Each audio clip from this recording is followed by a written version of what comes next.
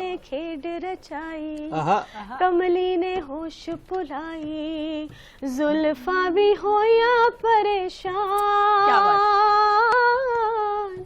मौसम होया है बेईमान। वाह वाह वाह वाह वाह, क्लैपिंग, क्या बात है जी। सारा मैं आपको एक बात बताती हूँ, जब से हम शो कर रहे हैं ना, जस्सी ने पहली बार किसी से ऐसी फरमाइश की है, दो बार मतलब है आपकी आवाज बहुत खूबसूरत हमको लग रही है, इसलिए हम बार बार आपसे फरमाइश कर रहे हैं। ऐसे और रचाओ ही इतना सोना हो गया, ओए होए होए, हाय हाय हाय हाय हाय। देखिए जी, हमारे जितने भी लेजेंड्स हैं, मैं समझती हूँ यूनिवर्सिटी और कॉलेज से कम नहीं है। और मैंने अभी तक जितने भी गाने गए हैं, मेरे लिए बड़ी राज की बात है कि मैंने सब सिंगर्स के गए हैं। जो पहला गाना आपने मेरा सुना वो रूना लैला जी का था, हमारी सुपर स्टार सिंगर थी वो भी, तो उनका गाना मैंने गाया। फिर मैडम का भी सुना आपने, मैंने जुबैदा खानम जी के मैंने जो गाना सीखा वो मैंने जुबैदा खानम जी के पंजाबी गानों से गाना सीखा जी। तो ये जब आप सब सिंगर्स को गा लेते हैं, जब आपने सीखा हुआ होता है, फिर आपके लिए कोई चीज मुश्किल नहीं होती जी। सारा आप हमारे साथ ही है, तो जी हमें कॉलर ने ज्वाइन किया है, मोहम्मद यासीन है फैसलाबाद से। अस्सलाम वालेकुम। वालेकुम सलाम जी, कैसे आप? हाँ जी हम ठीक है जी, शुक्र अल्लाह का।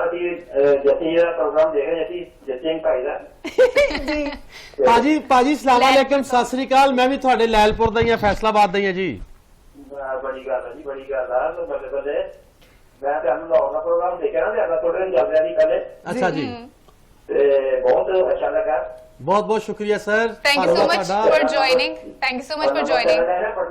मैं क्या भी चलो कोई धन्यवाद जी ਤੁਹਾਡਾ, थैंक यू। हमारे प्रोग्राम के बारे में क्या कहना चाहेंगे आप? यार चुप करो, वो मेरे ਨਾਲ ਗੱਲ ਕਰਨ ਦੇ। ਹਾਂਜੀ ਭਾਜੀ ਕਰੋ, ਵੇ ਫੇਰ ਨਹੀਂ ਬੋਲ ਸਕਦੇ। मैं कह जी सानू मिलके बहुत खुशी हुई है, ते साडे फैसलाबाद में प्रोग्राम करो इधर। जरूर ਭਾਜੀ जरूर।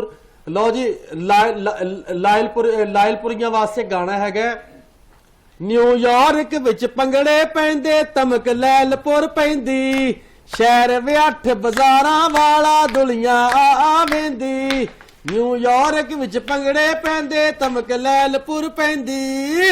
वाह वाह वाह, जबरदस्त, बहुत शुक्रिया जी। हमारे Thank you so much for साथ joining. फैसलाबाद से यासीन थे, और इसी तरह से हम वक्तन फवक्तन आपकी कॉल्स भी लेते रहेंगे, क्योंकि आपका फीडबैक जो है वो हमारे लिए बड़ा अहम है। और स्पेशली आज ही जस्सी के लिए कॉल आई है, हाँ खास कॉल थी तो आज। तू ही बोलना नहीं बेच देता है भी दस दो। नहीं जितना हमारा टाइम था हमने बिल्कुल आपको यार जितना टाइम उत्थे लाया करो, उत्थे मेरे कान ना खाया करो, मेरे वाले दुआले होई हुंदियां अच्छा, ओके जैसे अब हम आपके लिए जो भी कॉल आएगी ना, आप उनसे आराम से बात कर लीजिएगा। मैं ਜਦੋਂ ਵੀ ਗੱਲ ਕਰਨਾ ਨਾ, ਤੁਸੀਂ ਮੈਨੂੰ ਗੱਲ ਕਰਨ ਦਿਆ करੋ, ਵਿੱਚੋਂ ना बोले। आपको नंबर भी ले देंगे, आप बाद में बैठ के व्हाट्सएप से बात कर सकते हैं। अच्छा, ਵੇਖਣ ਵਾਲੇ ਦਰਸ਼ਕਾਂ ਨੂੰ ਇਹ ਵੀ ਤੁਹਾਨੂੰ ਦੱਸ ਦਈਏ, ਇਹ ਸਾਡਾ ਆਪਸ ਦੇ ਵਿੱਚ ਚਿੱਟ ਚੈਟ ਚੱਲਦੀ ਹੈ। ਇਸੇ ਪ੍ਰੋਗਰਾਮ ਤੋਂ ਕਰਕੇ ਕਹਿੰਦੇ ਆ ਕਿ ਤੁਹਾਨੂੰ ਆਪਾਂ ਐਂਟਰਟੇਨ ਵੀ ਕਰਾਵਾਂਗੇ, ਲੜਾਂਗੇ, ਇਹ ਵੀ ਕਰਾਂਗੇ, ਤੇ ਤੁਸੀਂ ਪਰੇਸ਼ਾਨ ਨਹੀਂ ਹੋਣਾ, ਸਾਡਾ ਇਦਾਂ ਹੀ ਚੱਲਦਾ ਰਹਿਣਾ। बिल्कुल, हमारा ऑफलाइन भी यही चलता रहता है। अच्छा जी, सारा से पूछेंगे, सारा अब नए प्रोजेक्ट्स पे काम कर रही हैं आप? जी बिल्कुल, मैंने अभी अपने 2 सॉन्ग्स पंजाबी जो हैं वो रिलीज किए हैं जी अपने वेबसाइट्स पे। और उसके अलावा अब मैं नया जो एक ऑफिशियल अपना गाना है वो हमारी एक फी है जी, जिसको एमन में कंपोज किया गया है, राग एमन में। तो वो इंशाल्लाह अब आपको बहुत जल्द स्क्रीन पे देखने को मिलेगा। इंशाल्लाह। वैसे सारा आपने कोरोना में क्या किया था जब लॉकडाउन था, और अब तो माशाल्लाह से 2 बार हुआ हमारे यहाँ, 2 लेयर्स आई उसकी, कोरोना की लहरें आई। तो अब मुझे ये बताइए कि उसमें भी कोई काम किया, क्योंकि स्टूडियोज वगैरह तो बंद थे। जी स्टूडियोज तो बंद थे, लेकिन मैंने अपनी ऑनलाइन कुछ क्लासेस जो हैं वो स्टार्ट की हुई है म्यूजिक की। मेरी कुछ स्टूडेंट्स हैं इस्लामाबाद से, और वहाँ से वो ऑनलाइन मेरे साथ क्लास करती रही। तो हम लोग जो पूरा कोरोना का हमारा टाइम था कोविड का, वो क्लासेस में गुजरा और म्यूजिक में ही गुजरा।